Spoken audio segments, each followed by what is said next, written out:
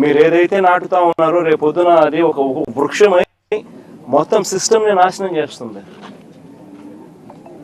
అబ్సల్యూట్గా unpardonable, క్షమించరాని తప్పు ఇది. నిజంగా యాక్సిడెంట్ జరిగితే అసలు యాక్సిడెంట్ జరిగినప్పుడు 108 ఫోన్ చేసింది కూడా ఈ పిల్లోడే. 108 ఫోన్ చేసింది ఈ పిల్లోడే.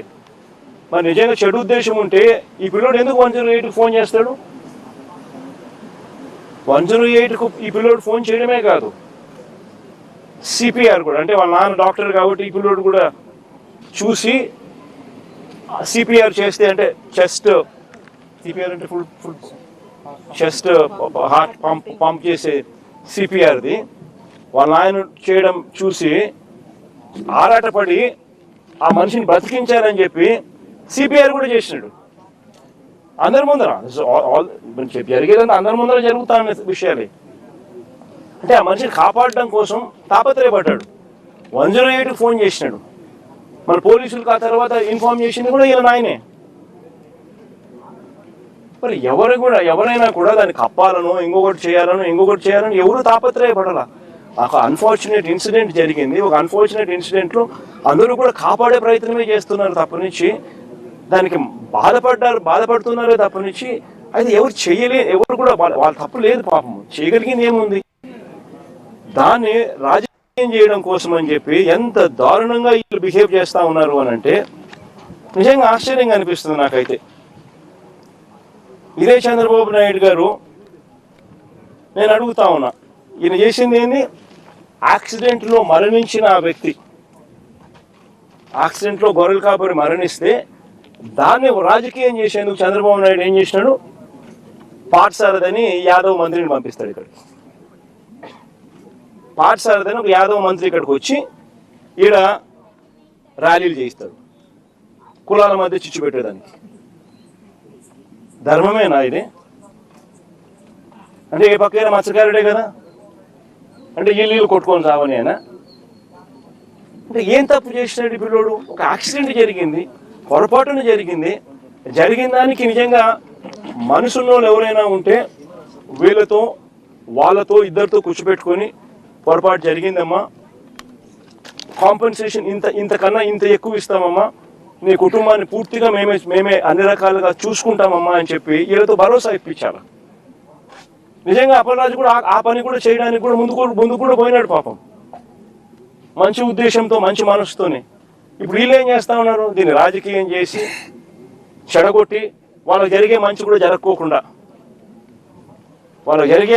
జరగకోకుండా రాజకీయంగా ఒక యాదవ్ మంత్రిని ఇంటికి పంపించి ఒక యాదవ్ను అప్పలరాజు అంటే ఓ మత్స్యకారుడు ఈ పిల్లోడు 18 ఏళ్ళ పిల్లోడు కుట్ర చేసినాడంట, హత్య చేసినాడంట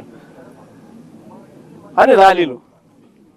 నిజంగా నేను అడుగుతా ఉన్నా, ఇదే చంద్రబాబు నాయుడు గారిని అడుగుతా ఉన్నా, నీకు మనిషివా రాక్షసుడివా అన్నది ఒకసారి నువ్వు ఆలోచన చేసుకోవాలా అని చెప్పి చంద్రబాబు నాయుడు గట్టిగా నిలదీస్తూ అడుగుతా ఉన్నా.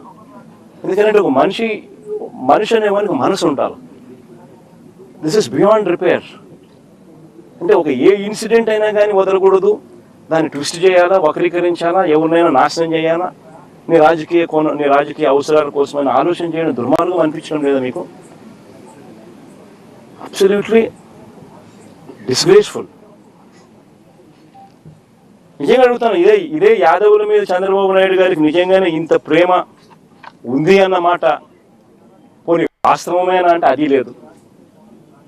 మన ప్రకాశం జిల్లాలో యాదవులు గొర్రెలు కాస్తూ ఉంటే, కొన్ని పొలాల్లోకి పోయి గొర్రెలు కాస్తూ ఉంటే చంద్రబాబు నాయుడుకి సంబంధించిన వాళ్ళు యాదవులను కొట్టినారు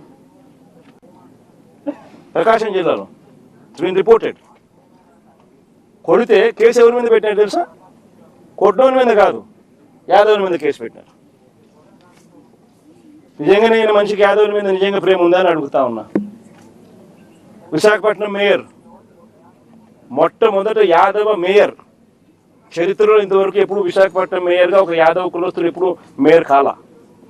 ఫస్ట్ టైం వైఎస్ఆర్సీపీ ప్రభుత్వంలో వైఎస్ఆర్సీపీ చేసింది ఒక యాదవ మహిళను మేయర్గా. ఈయన ఏం చేశాడు చంద్రబాబు నాయుడు? ఆయనకు నెంబర్స్ లేకపోయినా ప్రలోభాలతో ఏం చేసినాడు, ఆమె దింపేసినాడు. ఇదే యాదవుల మీద ప్రేమ.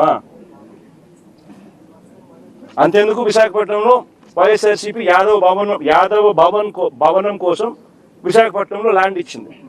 ఆ ల్యాండ్కు శంకుస్థాపన చేసినారు. పనులు కూడా ప్రారంభమైనాయి. చంద్రబాబు నాయుడు వచ్చినాడు, క్యాన్సిల్ చేసినాడు. ఈ మనిషికి యాదవుల మీద ప్రేమ? అసలు యాదవులు కాదు, అసలు బీసీలు అంటే కూడా ఈ మనిషికి లెక్కలేదు. కొన్ని మత్స్యకారుల మీద ఏమైనా ఉందా అంటే లేదు.